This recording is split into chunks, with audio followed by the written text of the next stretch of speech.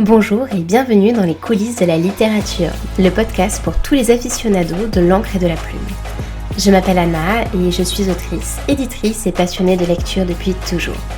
Dans ce podcast, je vous partage des anecdotes littéraires pour redécouvrir les chefs-d'œuvre de la littérature et leurs auteurs sous un nouvel angle, mais aussi une mise en perspective de certaines problématiques actuelles de la littérature.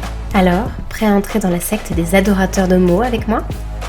Bonjour à toutes et à tous, je suis ravie de vous retrouver pour ce nouvel épisode des Dessous de la littérature, après une petite pause de 2 semaines. J'avais besoin d'un petit interlude, à la fois parce que j'ai été bien occupée par un salon pour y présenter mon roman, et également parce que je suis en plein fourmillement et questionnement autour de mes manuscrits. Mais me revoilà pour parler de Zola. Et oui, Zola, pour lequel je vous avais déjà narré l'amitié légendaire qui l'unissait à Cézanne, mais pour qui j'entame aujourd'hui le premier épisode d'une série de 2 épisodes consacrés à sa mort. Car il faut bien le dire, la mort de Zola est assez particulière. D'abord car il est mort dans des conditions assez mystérieuses, et ensuite car vous le verrez, sa panthéonisation a été toute une épopée. Mais ça, ce sera pour la semaine prochaine. Aujourd'hui, je vous parle bien de sa mort qui intervient le 29 septembre 1902. Mais avant de vous parler de ça, un petit rappel biographique s'impose pour parler de sa vie déjà. Son histoire commence à Paris, dans la petite rue Saint-Joseph, dans le 2e arrondissement de la capitale, où naît Émile le 2 avril 1840. Il est issu d'une famille relativement modeste d'origine italienne. Son père, François Zola, travaille comme ingénieur, tandis que sa mère, Émilie Aubert, s'occupe du foyer. Son père, qui est ingénieur de travaux publics, va soumissionner d'ailleurs assez rapidement la construction d'un système d'eau potable à Aix-en-Provence, où il va obtenir le contrat le 19 avril 1843. Il s'y installe alors avec sa famille, et c'est donc à Aix-en-Provence, dans le sud de la France, dans cette ville baignée de lumière mais qu'Émile trouve mortellement ennuyeuse, qu'il passe son enfance, aux côtés de celui qui restera son ami de toujours, Cézanne. Pour celles et ceux que ça intéresse d'ailleurs, je vous en avais parlé lors de l'épisode 7 du podcast. Dès sa plus tendre enfance, Émile Zola est passionné par la littérature. Il accumule les lectures et il envisage vraiment tôt le projet d'écrire à titre professionnel. Dès son plus jeune âge, il considère l'écriture comme sa véritable vocation et en 6e, il rédige déjà un premier roman sur les croisades. D'ailleurs, c'est toujours Paul Cézanne et son autre ami d'enfance, Jean-Baptistin Baille, qui sont ses premiers lecteurs, et qui apparaissent d'ailleurs dans son roman L'œuvre. Il l'affirme plusieurs fois dans des lettres qu'il leur adresse qu'il sera un jour un écrivain reconnu. En 1858, Émile Zola quitte Aix-en-Provence et rejoint sa mère à Paris, où ils y vivent dans de modestes conditions et il fait ce choix évidemment pour espérer trouver le succès dans la capitale. Évidemment, il complète sa culture humaniste en lisant Molière, Montaigne, Shakespeare et plus tard Balzac. Il est aussi influencé par des auteurs contemporains comme Jules Michelet, qui sera source de ses inspirations scientifiques et médicales. En 1959, Zola est recalé 2 fois au baccalauréat en sciences. Ces échecs le marquent profondément, qui est à la fois désespéré d'avoir déçu sa mère et aussi éminemment conscient du fait que ça ne va pas l'aider pour commencer sa vie professionnelle dans de bonnes conditions matérielles. Dans la mesure où il a donc échoué au bac, Émile Zola affronte sans qualification le marché du travail et il commence comme employé aux écritures au doc de la douane en avril 1860. Il y démissionne au bout de 2 mois et connaît une longue période sans emploi, jusqu'au moment où il parvient à entrer en contact avec un certain Louis Hachette qui l'embauche comme commis dans sa librairie le 1er mars 1862. Il est apprécié et il multiplie les contacts avec le monde littéraire où il restera donc 4 ans au service de la publicité chez Hachette. Et il y occupe finalement un emploi équivalent à celui des attachés de presse modernes. À la librairie Hachette, cette position et cet emploi, avec toute l'idéologie positiviste et anticléricale qui y en émane, ça le marque profondément. Il apprend toutes les techniques du livre et de sa commercialisation, ce qui bien évidemment l'aidera pour la publication de ses propres romans. En parallèle, il travaille avec acharnement sur ses écrits et parvient à faire publier ses premiers articles et son premier petit livre, édité par Hetzel, Les Contes à Ninon, en 1864. À côté de ça reste un grand passionné par le monde de la peinture, tout comme, comme je vous le disais, on le voit dans l'œuvre, et il continuera à avoir des amitiés avec Cézanne, mais il se lie également d'amitié avec Édouard Manet, avec Camille Pissarro, etc. et il devient critique d'art et chroniqueur. Dès 1863, Zola collabore épisodiquement puis régulièrement aux rubriques de critique littéraire et artistique de différents journaux. Les quotidiens vont permettre à Émile Zola de publier rapidement ses textes et également de démontrer ses qualités d'écrivain à un large public. Il fait ses débuts véritables dans des journaux dans le nord de la France notamment. Zola met à profit sa connaissance des mondes littéraires et artistiques pour rédiger des articles de critique et ça lui réussit. Dès 1866 à 26 ans, il tient 2 chroniques dans le journal L'Événement et pour le journal L'Illustration, il rédige 2 contes qui rencontrent un certain succès. Dès lors, les contributions vont se multiplier et devenir de plus en plus nombreuses. Il va travailler par exemple pour L'Événement, La Cloche, Le Figaro, Le Voltaire, Le Sémaphore de Marseille et Le Bien Public à Dijon. À partir de 1865, il quitte sa mère et il emménage avec sa compagne Alexandrine dans le quartier de Batignolles. Le fait que sa mère soit très réticente à cette union retarde de 5 ans l'officialisation de sa liaison. C'est aussi une période où il ne gagne pas grand chose et où Alexandrine effectue de nombreux petits travaux pour que le couple puisse joindre les 2 bouts et payer toutes ses factures. En tant que critique artistique, il loue avec enthousiasme les œuvres de Camille Pissarro, d'Édouard Manet ou encore de Cézanne et contribue énormément finalement au retentissement et à la création du courant impressionniste. En plus de la critique, littéraire, artistique ou dramatique, Zola publie dans la presse une centaine de contes et des romans en feuilleton. Il pratique également un journalisme polémique dans lequel il affiche ses haines, ses goûts, ses positions esthétiques mais aussi politiques.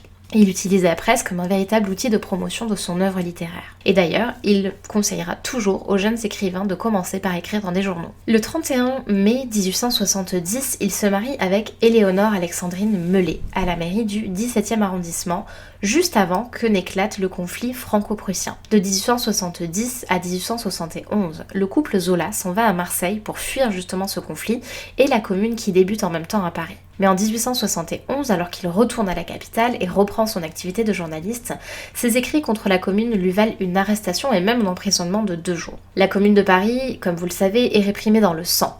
Et de février 1871 à août 1872, il produit des chroniques parlementaires sous le titre de La République en marche, j'aime bien la ref, publiées dans La Cloche et le Sémaphore de Marseille. Ça lui permet de se faire connaître du monde politique et d'y fonder de solides amitiés et également inimitiés. Ce sont également des foules et des foules de détails qu'il utilisera par la suite dans ses romans. On commence à apercevoir un petit peu cet engagement risqué et politique qui, finalement, feront qu'il va tomber plusieurs fois sous le coup de la loi, dont bien évidemment l'affaire la plus retentissante, et je vais vous en parler juste après, ce sera l'affaire Dreyfus. Pour l'instant, en tout cas, ses ennuis judiciaires n'ont pas vraiment de conséquences et à chaque fois il est libéré le jour même, même pour ses critiques politiques les plus virulentes. Zola prend toutefois soin de rester soigneusement à l'écart du monde politique, auprès duquel il sait s'engager, mais avec retenue et surtout beaucoup de recul. L'action politique en tant que telle ne l'intéresse pas et il n'a jamais été candidat à aucune élection. Il veut rester écrivain et avoir sa libre pensée. À partir de 1868, et grâce à ses travaux de journaliste, il se lie avec les frères Goncourt, Edmond et Jules, et puis il fait également la rencontre de Gustave Flaubert. Celui-ci, à l'occasion de réunions dominicales, l'introduit auprès d'Alphonse Daudet et d'Ivan Tourguenieff. Toute sa vie, Zola garde cette nostalgie de ce petit groupe où à chaque fois de grandes discussions enflammées autour de la littérature avaient lieu. Mais évidemment, le plus gros du travail consiste pour lui à se bâtir une carrière d'écrivain et à pouvoir en vivre. Pendant cette période, Zola publie un roman par an, participe à de nombreuses collaborations journalistiques, ainsi que des pièces de théâtre et publie les nouveaux contes à Ninon. Il connaît de grosses difficultés sur le plan financier, mais petit à petit, sa situation commence à se stabiliser à la suite de l'énorme succès constitué par la publication de L'Assommoir en 1877. Dès ce moment, ses revenus annuels par l'écriture lui permettent d'envisager le tout un peu plus sereinement. C'est pour ça qu'à partir des années 1890, ses droits d'auteur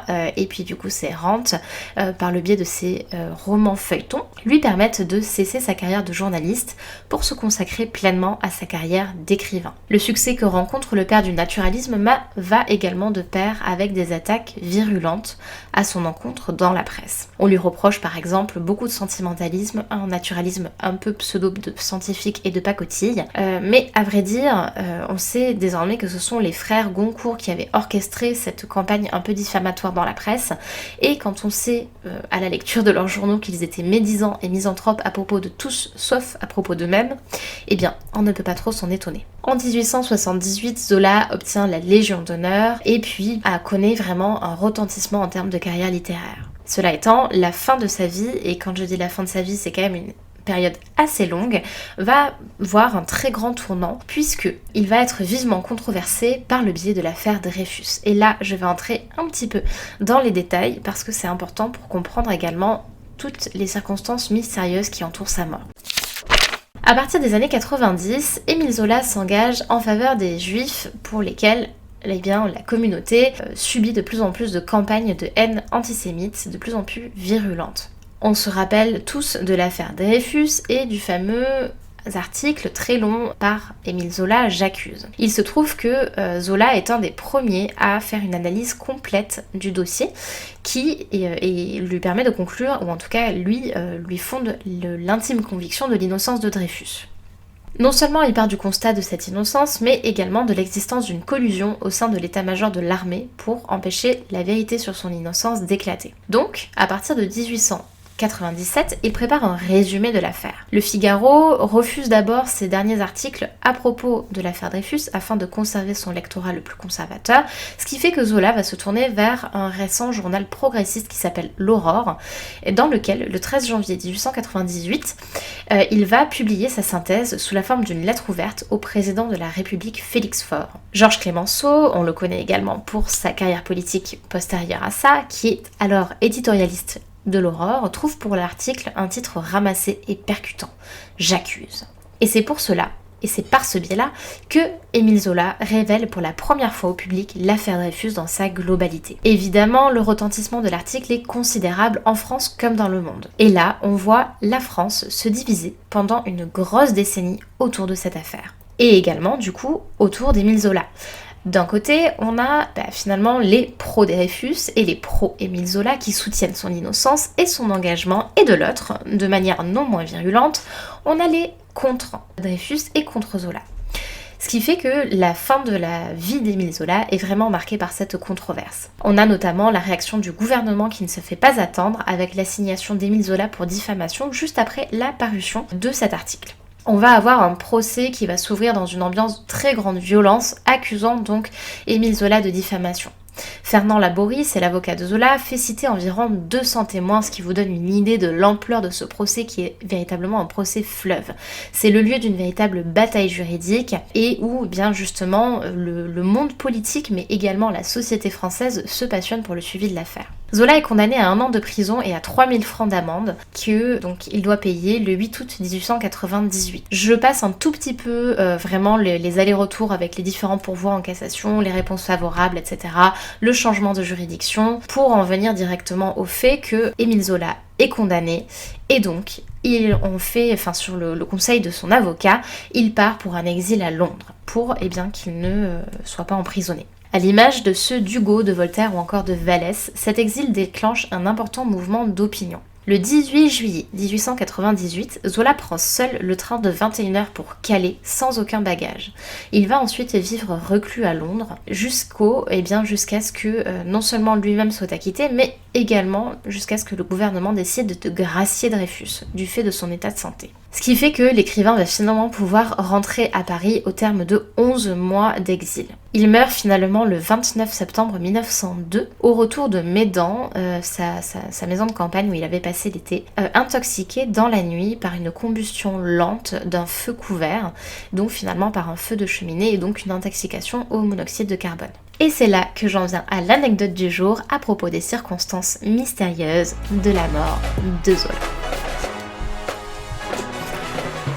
Émile Zola meurt donc au matin du 29 septembre 1902 à son domicile du 9e arrondissement de Paris, au 21 bis rue de Bruxelles précisément, à la suite d'une asphyxie par un gaz survenu dans la nuit précédant sa mort, donc suite aux émanations toxiques produites par sa cheminée. Il se trouve que même si sa mort a immédiatement été qualifiée d'accident, sa mort n'a cessé de soulever des questions et des controverses puisque Zola n'avait finalement que 62 ans. Émile Zola et son épouse, donc, pour rentrer un petit peu plus dans les détails, sont intoxiqués dans la nuit par ces fameux feux de cheminée dans leur chambre à coucher. Il y avait une petite flambée qui avait été faite avec des petits boulets de charbon qui avait été prévue pour réchauffer la nuit du 29 septembre dans la chambre à coucher pour la soirée puisque les températures de ce début d'automne commençaient à chuter. Comme la cheminée présentait un problème de semi-obstruction, le valet de chambre, Jules de la Halle, avait laissé le feu s'éteindre dans l'après-midi et avait refermé la trappe de la cheminée. Dans la nuit, on sait que Alexandrine s'était relevée, incommodée par les émanations de gaz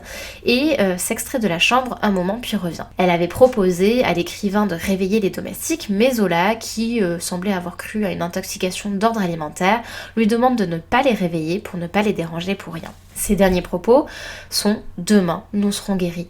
C'est ce qu'il lui aurait dit donc en guise d'ultime parole. Alexandrine se rappelle l'avoir vu affaissée sur une chaise, puis plus rien.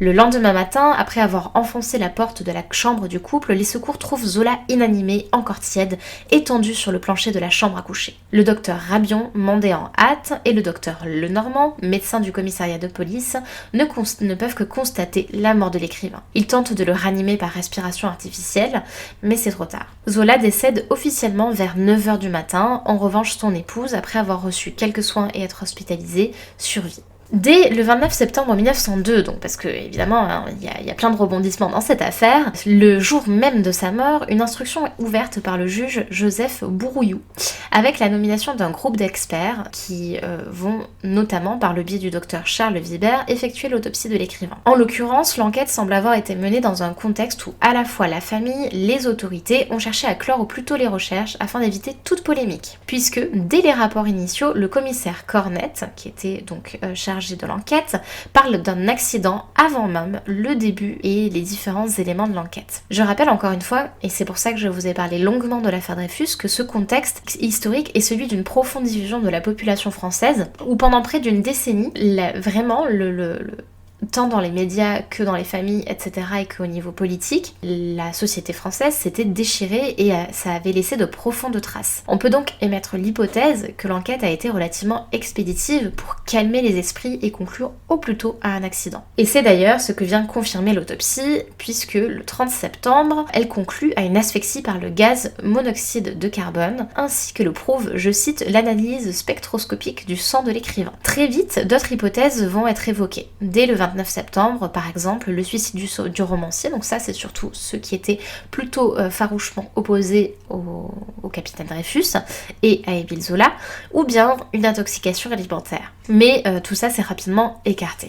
On a des expériences qui vont être réalisées par les experts dans la chambre de Zola pour reproduire les conditions physico-chimiques qui ont provoqué le décès du romancier, mais ça ne donne pas vraiment de résultat, puisque les cobayes laissés dans la chambre les 8 et 12 octobre sont retrouvés encore vivants le lendemain matin. Par conséquent, la cheminée, on sait pas trop, elle se serait bouchée pendant l'été à cause de précipitations, bref, il y a un certain nombre de contradictions, les cobayes sont retrouvés vivants, et en même temps, le juge Bourriot valide la thèse de l'accident le 13 janvier 1903. Toutefois, ce qui nous intéresse, c'est ce qui ressurgit, un peu miraculeusement et un peu mystérieusement, quelques décennies plus tard, précisément en 1953, puisque la mort de Zola fait à nouveau polémique, à l'occasion d'un article qui est publié par le journal Libération, intitulé « Zola a-t-il été assassiné ?» Le journal y révèle alors les déclarations de Pierre Aquin, pharmacien, qui affirme avoir connu le responsable de l'assassinat d'Émile Zola, lequel lui aurait fait des confidences dans le compartiment d'un train de banlieue en 1928. L'homme en question, Henri Buron-Fosse,